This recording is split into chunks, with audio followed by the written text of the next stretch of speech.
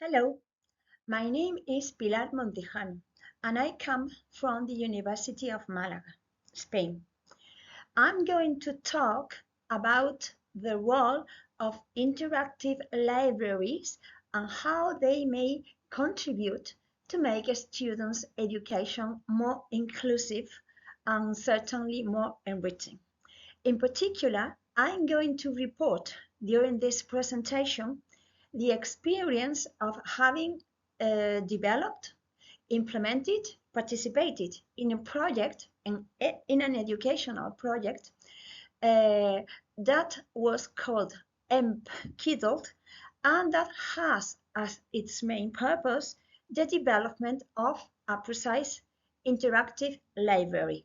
I will explain in a moment.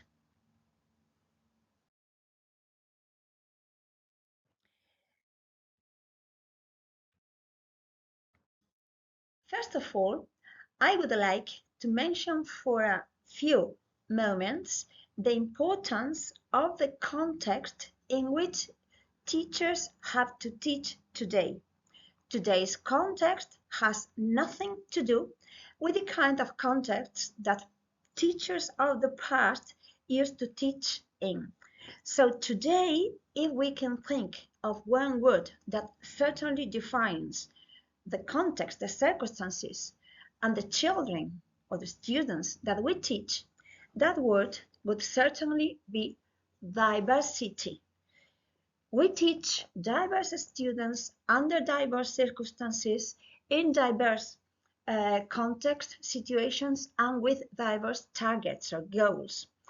It is really complex to give an adequate and appropriate answer to such a, let's say, to such a wide variety of circumstances that we can find in a single class today.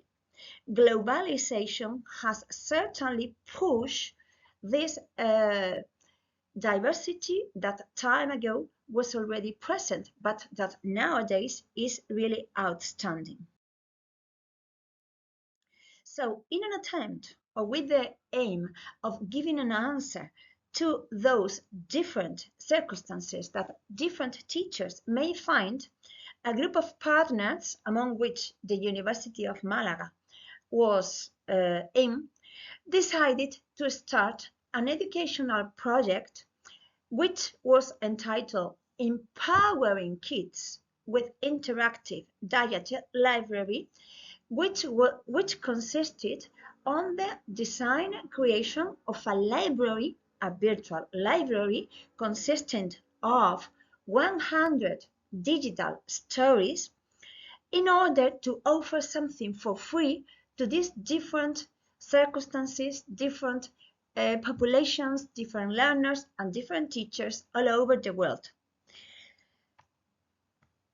I would like to highlight the fact that the library consisted of 100 stories, as I have said, and contained 100 stories in different languages. So we always offer something in English plus in the language where it has been initially thought and devised, that particular stories.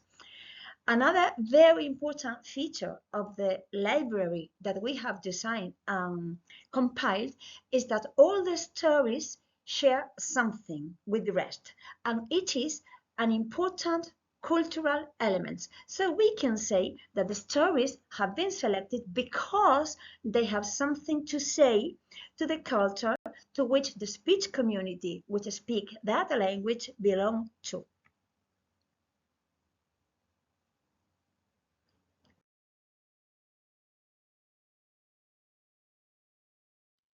The project's objectives were mainly to contribute to language learning, but also to develop in learners a kind of cultural empathy. So we wanted learners to develop socio-pragmatic awareness because we are aware that in such a diverse world, in this rich, culturally speaking, this rich world, students who want to learn a foreign language cannot achieve a high level of performance in that target language unless they develop and intercultural competence. So we were, let's say, concerned about how students may enhance their intercultural competence.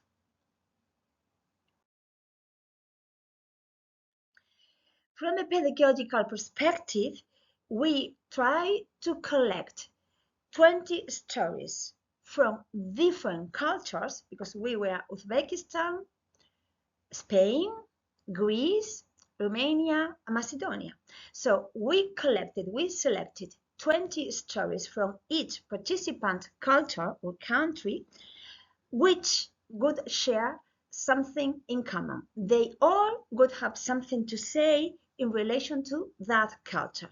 So we wanted the stories to transmit, to convey values, beliefs, or facts that have to do with the culture of the culture of the target language in question.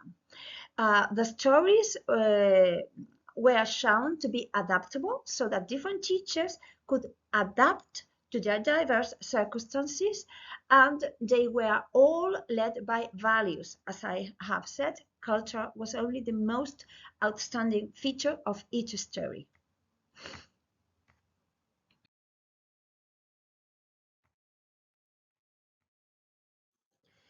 From the point of view of technology, we can say that our stories have been recorded with visuals and audio so that students may receive input, students may practice listening, but at the same time, they are helped in their understanding, because whenever there is an image, whenever there are visuals, understanding becomes twice as easy. There were interactive activities, games, quizzes, and there was always a final task. Students would always receive feedback about their performance. We tried to make interface as friendly as possible so that learners find it easy to use the platform. The appearance, the layout, let's say, of the screen would seem friendly for children who would like to use it. Another important advantage of our library is that it is not only free, but easily accessible from any device.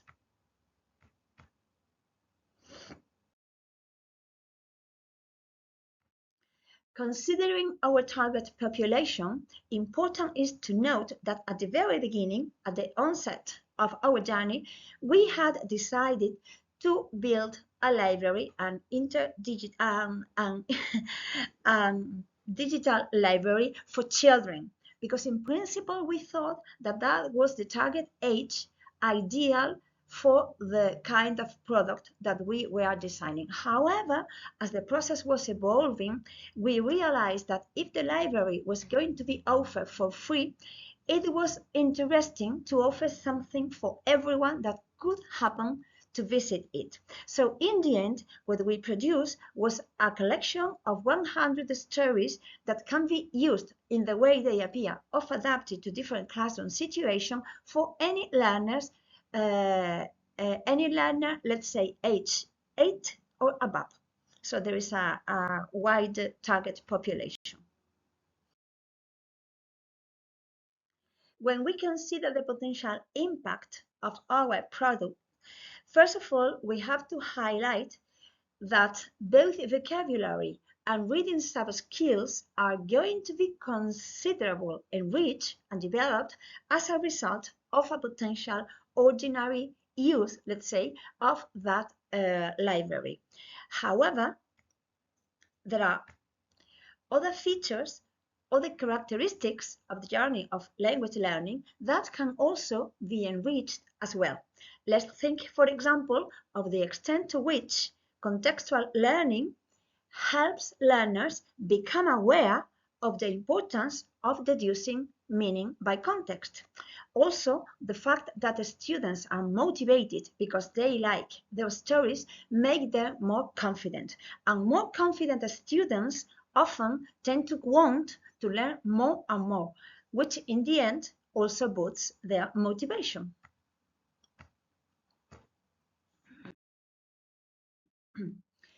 Something that I would like to remark is the importance of how students who could potentially make use of our library could become more and more interculturally competent. Interculturally competent. Interculturally competence is something essential if we pursue intercultural dialogue, something which we consider a must in the time we live.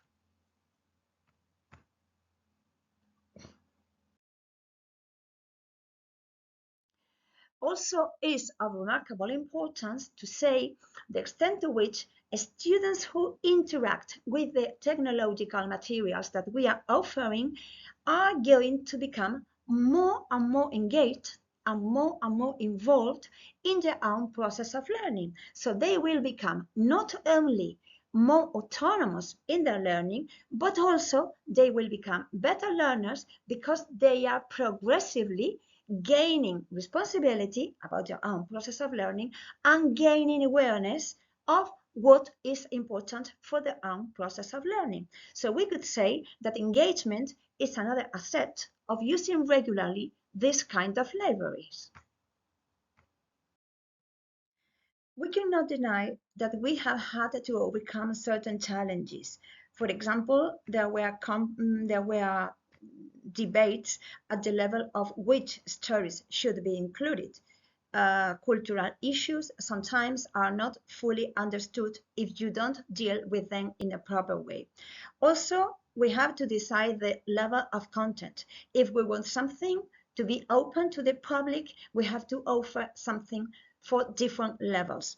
And also, it was the issue of accessibility. How can we design a platform that is easy, usable by almost everyone?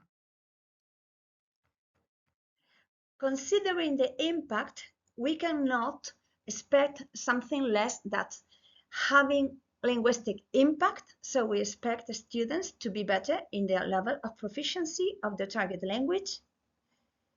We cannot deny that the intercultural competence is going to be enhanced, is going to be developed as a result of the systematic use of this kind of learning material, and also the quality and quantity of students' amount of time to be devoted to learning the foreign language will also increase because students will become more actively engaged in their own process of foreign language learning.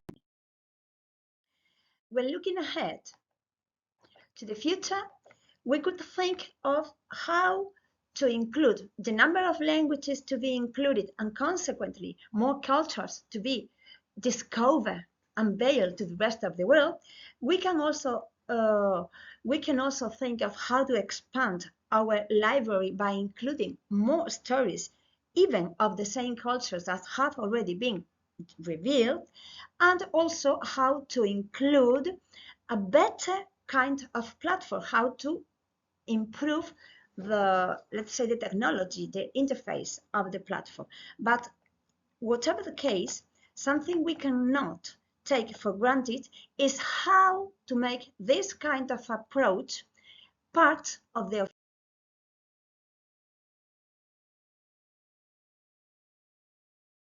official curriculum. So, having concluded my presentation, I want to say that digital storytelling can be considered an essential element to bridge the gap that sometimes is evident, sometimes exists between language learning or language teaching and culture teaching. So we need something to bridge that gap. Digital storytelling is a great opportunity to offer something for students to become more and more culturally and interculturally competent. Also, a collection such as the one we have collected is an opportunity to implement a more inclusive kind of learning. And with that, I conclude my presentation. Thank you very much for listening, and I would be happy to answer any question that you may have. Thank you very much.